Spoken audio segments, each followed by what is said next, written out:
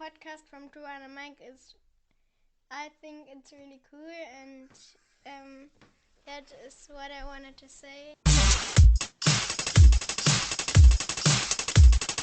Two and a mic.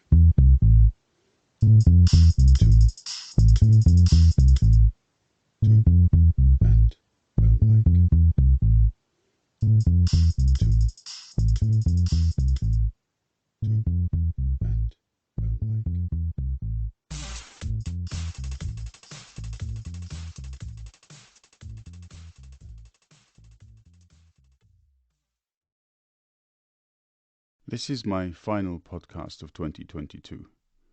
It is fitting that it is in the main dedicated to Margaret Fuller, about whom I shall speak in a moment. Her poem Meditations is also not chosen by chance. The last few years have been challenging for everyone and for different reasons. The years ahead will be incrementally more challenging, more difficult, and more problematic. We need to find a way to change our collective approaches and find ways of working together better, more effectively, more efficiently, and with greater emphasis on biodiversity and life cycle intransience. I remain hopeful that in the coming years we will make significant steps towards equality and human rights protections around the globe. It is not enough to live as we do in one part of the world and at the same time have people suffering somewhere else. For these reasons and many more, Meditations was my preferred choice for this year's final Two and a Mic podcast. Happy New Year, and see you in 2023. Enjoy. Margaret Fuller, born 1810, died 1850. This poem, Meditations, was written by a woman who is considered to have been America's first feminist. Born in Massachusetts to prominent parents, she had the trappings and access to education that would elude most women for the next 150 years. She had the opportunity to meet with and debate some philosophical heavyweights of the time in Ralph Waldo Emerson and Thomas Carlyle, among others, who collectively became known as the Transcendentalists. In 1840, Fuller and Emerson started the journal The Dial, focused on transcendentalism, before joining the New York Tribune under Horace Greeley. In 1845, she published Woman in the 19th Century, which became a feminist classic. She then went to Rome as the Tribune's foreign correspondent in time to embrace the Italian Revolution. While there, she met Marchese Giovanni Ossoli, a lieutenant in the reunification movement. Their son was born in 1949.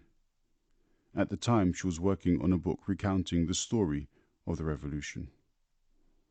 Upon the failure of the revolt, Italian unification would eventually come to pass with Mazzini, Garibaldi, and the Young Italy movement in 1861. Margaret Fuller planned to set sail with her infant son back to America.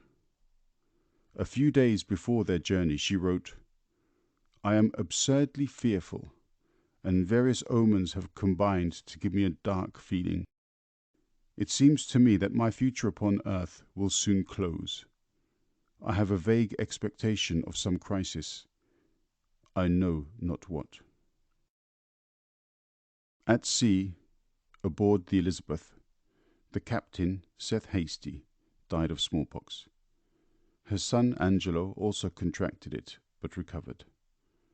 The first mate, now serving as captain, perhaps due to his inexperience, slammed the ship into a sandbar 100 meters from Fire Island, New York, on July 19, 1950.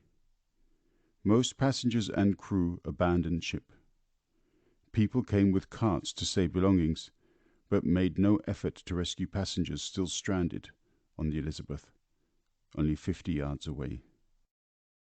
A huge wave took Ossoli overboard. When it had passed, a crewman said he could no longer see Fuller. She had vanished, and so had Angelino. At Emerson's request, Henry David Thoreau traveled to New York to search the shore in hope of finding her. Neither Fuller's body nor that of her husband had washed up onto the beach. Only the body of little Angelina was found. Some clothes belonging to Angelina were found, as well as a few letters. Her manuscript on the rise and fall of the 1849 Roman Republic was lost forever. A memorial was erected on the beach at Fire Island in 1901. A cenotaph in Massachusetts to Fuller and Ossoli, and where Angelina is buried, is inscribed as follows: by birth a child of New England, by adoption a citizen of Rome, by genius belonging to the world. Meditations by Margaret Fuller. The clouds are marshalling across the sky, leaving their deepest tints upon yon range of soul-alluring hills. The breeze comes softly, laden with tribute that 100 orchards now in their fullest blossom send, in thanks for this refreshing shower.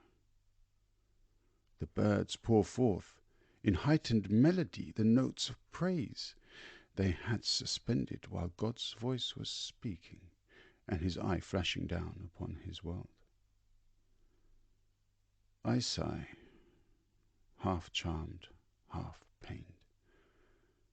My sense is living, and, taking in this freshened beauty, tells its pleasure to the mind.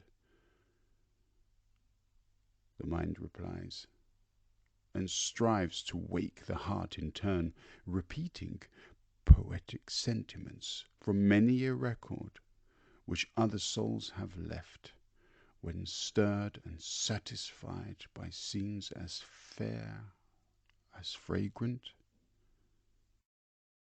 But the heart sends back a hollow echo to the call of outward things, and its once bright companion, who erst would have been answered by a stream of life-fraught treasures thankful to be summoned, can now rouse nothing better than this echo.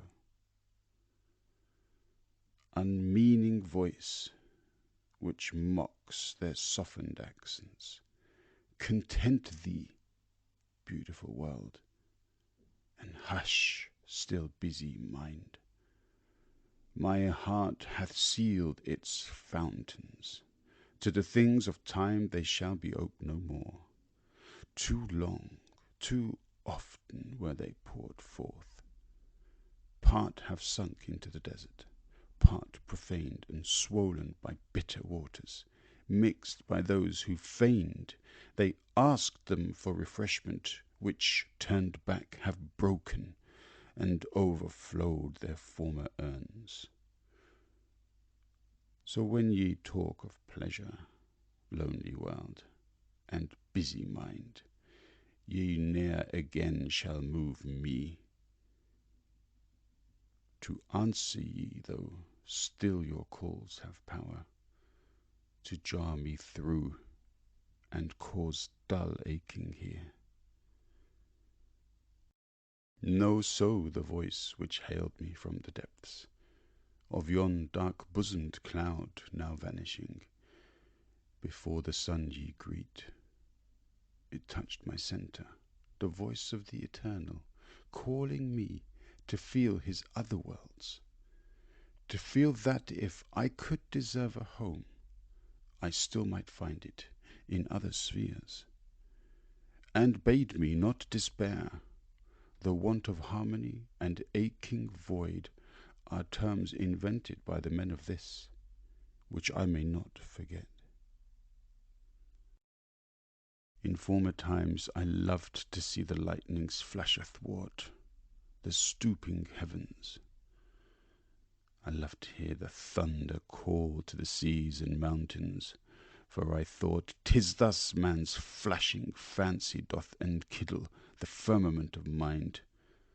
'Tis thus his eloquence calls unto the soul's depths and heights, and still I defied the creature, nor remembered the Creator in his works. Ah, now, how different. The proud delight of that keen sympathy is gone, no longer riding on the wave, but whelmed beneath it, my own plans and works, or as the scriptures phrase it, my inventions, no longer interpose twist me and heaven. Today, for the first time, I felt the deity, and uttered prayer on hearing thunder. This must be thy will, for finer, higher spirits have gone through this same process. Yet I think there was religion in that strong delight. Those sounds, those thoughts of power imparted.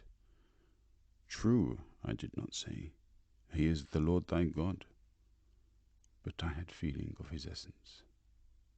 But 'twas pride by which the angels fell. So be it. But oh, might I but see a little onward. Father, I cannot be a spirit of power. May I be active as a spirit of love, since thou hast ta'en me from the path which nature seemed to appoint. O deign to open other, where I may walk with thought and hope assured. Lord, I believe, help thou mine unbelief. Had I but faith like that which fired Novalis, I too could bear the heart fall in ashes, while the freed spirit rises from beneath them, with heavenward look and phoenix plumes upsoaring.